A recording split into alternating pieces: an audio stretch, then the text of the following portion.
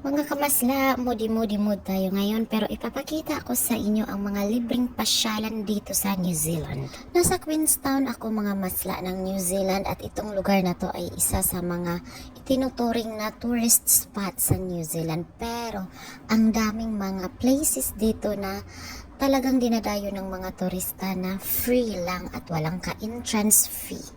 Itong nilalakaran ko ay isa sa sikat na area kapag nag-uutom festival sila dito. Ito yung tinatawag na Arrowtown Party pa rin siya ng Queenstown. As you see mga masla, season ngayon ng autumn pero wala masyadong mga tao na nahahagip sa ating pagbivideo. At ito naman mga masla ay sa Cromwell, New Zealand. Napakaganda ng area, talagang trinitrim nila yung mga kahoy para ganyan ang maging forma nila. Pero nakaka-amaze lang kasi wala talaga siyang bayad pag pumapasok ka dito.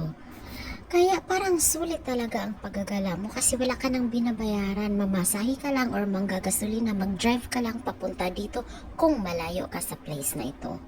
Kaya naisip ko kung sa Pilipinas lang sana ganito, no? Kasi sa amin sa Bohol, grabe lahat may bayad na.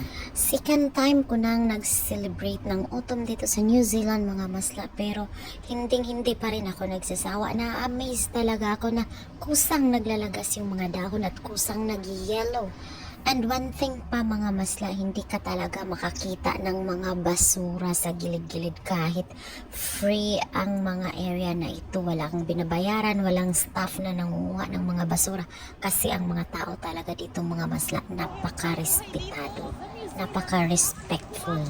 As you see, ang lawak ng area mga masla, may mga wire lang siya, may nakanote lang dyan na mag-ingat, ganon, pero hindi bawal pumasok at hindi bawal mag-aura-aurahan. Super nag-i-enjoy ako sa autumn na ito compare nung nakaraang taon kasi parang baguhan pa lang ako noon, hindi ko pa alam kung saan ang magandang spot. Sana nagustuhan niyo rin mga masla kasi gusto ko lang talagang i-share ang kagandahan na nakikita ko dito ngayon. Yung sa mga hindi naka-experience ng autumn, at least may idea kayo how it looks like. Parang ganun.